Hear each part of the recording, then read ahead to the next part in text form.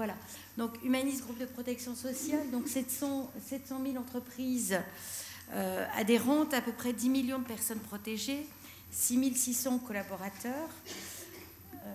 Donc, un groupe, si vous voulez, avec donc, nos métiers principaux, la retraite complémentaire, la prévoyance, la dépendance et la santé, l'épargne retraite et l'assurance vie. Je vais aller relativement vite. Et effectivement, l'action sociale, un engagement fort qui nous permet d'être à la fois proche de nos entreprises adhérentes, mais également proche des salariés et des retraités. Donc, vers les entreprises, on l'a vu, je crois que tous les intervenants l'ont dit, la question du deuil n'est pas toujours évidente à traiter. Comment est-ce qu'on l'aborde? Qu'est-ce qu'on fait? Qu'est-ce qu'on peut faire? Donc, nous avons, si vous voulez, nous, dans un premier temps, une action. On rencontre régulièrement nos entreprises sur différentes questions qui sont la préparation à la retraite, les questions de handicap. Et effectivement, le deuil et les dispositifs d'accompagnement font partie vraiment d'une action sociale que l'on propose aux entreprises. Donc, un certain nombre de dispositifs d'accompagnement que je vais décliner, mais également Humanis soutient pas mal d'associations et on oriente, du coup on assure un lien qui permet sur l'ensemble du territoire d'apporter des réponses de proximité et puis un certain nombre d'outils qui vont permettre aux RH, aux assistantes sociales et autres intervenants de l'entreprise de trouver de l'information, que ce soit des sites internet, des guides. Et puis, il y a également la maîtrise de tout ce qui sont les dispositifs spécifiques, enfin les dispositions spécifiques dans les contrats de prévoyance, par exemple, que peuvent avoir les salariés. Donc, à la demande d'une entreprise ou bien en le proposant... à la demande d'une entreprise ou bien on le propose aussi un certain nombre de fois, on peut amener de l'information collective autour du deuil, de la fin de vie, des soins palliatifs. Donc lorsque l'entreprise décide de se saisir de la question et d'organiser une conférence sur... souvent il y a des actions qui se font sur le temps de la pause méridienne. Nous avons également un organisme de formation et une offre de formation qui peut également être sur mesure. Je prends l'exemple d'une entreprise où une maman avait donné naissance à un enfant prématuré qui a été très longtemps hospitalisé. Puis malheureusement, cet enfant est décédé. Et lorsque la jeune femme a fait savoir à l'entreprise qu'elle souhaitait reprendre son activité, il y a eu...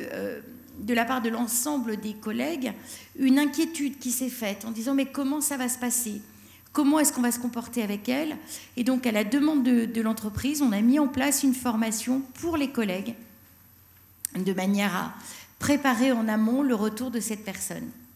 Voilà le type d'action, ou bien effectivement des actions de formation à destination des managers. Quels sont les signes d'alerte à repérer lorsque un collaborateur endeuillé présente un certain nombre de difficultés dans le travail? Qu'est-ce qui doit m'alerter? Et surtout faire connaître au manager les intervenants sur lesquels il peut s'appuyer dans l'entreprise et en dehors de l'entreprise. Ensuite, nous faisons également connaître à nos entreprises les dispositifs individuels qui pourront être proposés à leurs salariés, qu'ils soient actifs ou bien qu'ils aient quitté l'entreprise et qu'ils soient retraités. Donc, c'est à la fois informer et orienter les personnes, donc avec des plaquettes dédiées, avec des guides tels que celui de l'OCIRP, des supports. Et puis, c'est lorsque le deuil survient, accompagner les personnes, leur proposer une réponse, les orienter, donc les accompagner dans un premier temps dans tout ce qui est démarche, dans tout ce qui est tout ce qu'elles ont à faire, et bien souvent c'est fort complexe. Et ensuite, leur expliquer également toutes les aides auxquelles elles vont pouvoir prétendre et les dispositifs qu'elles vont pouvoir actionner. C'est vrai qu'à chaud, parler d'un groupe de parole, non, les personnes ne le saisissent pas tout de suite, et on peut ensuite y revenir et les orienter donc vers les différentes associations, vers des groupes de parole, un suivi psychologique. Donc, on a mis en place des adresses mail dédiées sur lesquelles aussi les collaborateurs, donc ils y ont accès par le biais de leur entreprise, mais du coup, ils peuvent nous interpeller directement, puisque des fois, il y a une inquiétude aussi du collaborateur de dire « j'ai perdu mon frère, je ne vais pas bien, je ne vais pas oser en parler dans mon entreprise parce que on va s'imaginer que je ne suis plus en capacité d'eux ». Donc, ça permet d'accéder à de l'information en ayant le sentiment d'être, entre guillemets, protégé. Et bien évidemment, on va aussi, nous, réorienter la personne vers les acteurs de l'entreprise. Hein, on ne se substitue pas aux acteurs de l'entreprise que sont le médecin du travail, l'assistante sociale, les services RH. Pardon, j'allais un peu vite. Hop. Ensuite, nous avons monté un certain nombre de dispositifs collectifs tels que, par exemple, des stages pour surmonter le stress généré par la perte du conjoint. Donc, ce sont des stages qui ont lieu pour des personnes qui sont endeuillées depuis plus de 8 mois, moins de 4 ans, qui sont soit eux-mêmes bénéficiaires d'une pension de droit direct ou qui sont cotisants chez nous, ou qui sont titulaires d'une pension de réversion. À partir de 50 ans, maintenant, il arrive qu'on prenne les personnes avant, et on essaie de constituer des tranches d'âge, c'est-à-dire qu'on accueille les gens. Là, j'ai un stage actuellement qui se déroule avec vraiment des personnes très âgées, donc on fait attention que des gens de 50 ans ne soient pas sur un même stage que des gens de 80, 85 ans. Donc on organise à peu près 16 sessions par an, donc des sessions d'une semaine, en résidentiel. Donc ces stages sont des lieux où la personne peut être écoutée, où elle a le droit de tout dire, où on est dans l'absence de jugement, où elle fait une pause, où elle respire autrement, au sens propre comme au sens figuré. Donc en principe, ces stages se déroulent dans nos lieux de vacances, donc par exemple Biarritz, Aix-les-Bains, Hyères-les-Palmiers. Donc ces stages leur permettent de comprendre et de relativiser certaines réactions ou leur rapport aux autres. Des moments aussi où la personne peut s'occuper d'elle-même, s'autoriser à des choses différentes, retrouver le goût de vivre et de se faire plaisir. Donc l'intérêt du résidentiel, donc 5 fois 24 heures, c'est que l'on est à distance du quotidien. On crée une dynamique de groupe et on peut s'appuyer sur le groupe qui a un effet starter. On comprend et on retrouve un équilibre de vie, se nourrir, dormir, les relations, les activités. On se rend compte chez pas mal de nos stagiaires que les troubles du sommeil sont vraiment très fortement là. Et puis ils peuvent partager les difficultés, les émotions, mais aussi de véritables moments de rire, des projets, des moments de plaisir, des rencontres, des secrets, plein de choses.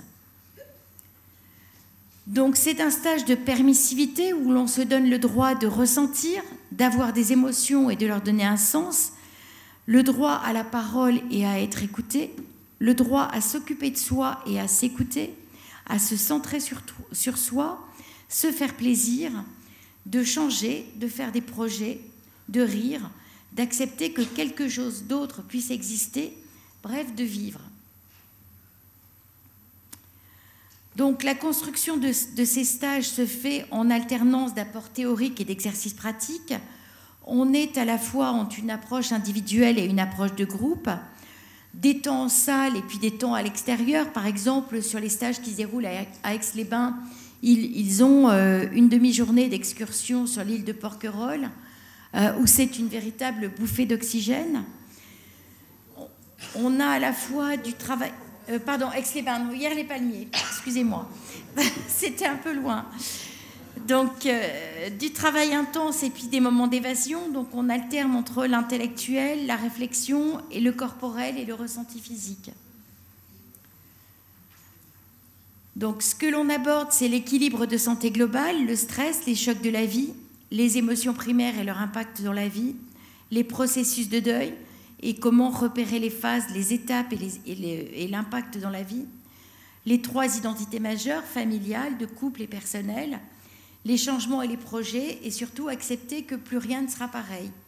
Et souvent, ces stages nous permettent aussi de pointer du doigt qu'il y a un besoin autre et d'orienter les personnes après vers des soutiens de proximité à côté de chez eux. Alors, nous avons également développé des dispositifs vers les familles endeuillées. Les stages pour conjoints, vous l'avez vu, étaient destinés aux enfants, aux conjoints, de moins de 50 ans. Lorsqu'il y a des enfants, on privilégie plutôt une approche de la famille, donc où là, on va à la fois recevoir les enfants et le parent avec des temps de prise en charge dissociés, des moments uniquement dédiés aux enfants, des moments dédiés aux parents, et puis des moments parents et enfants ensemble. Donc des groupes de 8 à 10 enfants maximum, et donc en moyenne 2 sessions par an en résidentiel. On est très attentif aussi sur ces stages-là, je dirais au motif de décès du parent, de manière à ne pas complexifier davantage les choses. Par exemple, sur un groupe, s'il n'y a qu'un seul enfant dont le parent s'est suicidé, on va essayer plutôt de l'intégrer sur un autre groupe pour qu'il ne soit pas tout seul, lui, dans cette situation-là. Donc, nous avons également des dispositifs d'accompagnement des orphelins et des jeunes adultes où on est sur le même modèle, mais là, on reçoit le jeune seul, sans le parent, de manière à lui permettre de se rencontrer, d'échanger autour des émotions qu'il ressent, mais hors cadre familial, dans un contexte qui est à la fois contenant et sécurisant. On alterne bien évidemment les temps, entre guillemets, de travail et les moments sur lesquels on ménagera des temps de loisirs. Également aussi des dispositifs d'accompagnement des parents endeuillés. Donc là, ces sessions s'adressent à des parents qui ont perdu un enfant, quel que soit l'âge de l'enfant. Donc, et là aussi, on va leur permettre d'exprimer leurs émotions, de clarifier leurs sentiments, leur vécu, et de proposer des repères pour mieux faire face à l'épreuve. Donc là, on a, si vous voulez, une session se déroule en 2 stages d'1 semaine chacun à distance. Et donc, on en porte à peu près 4 dans l'année. Voilà. Donc, un petit peu pour être synthétique, ce que l'on peut faire.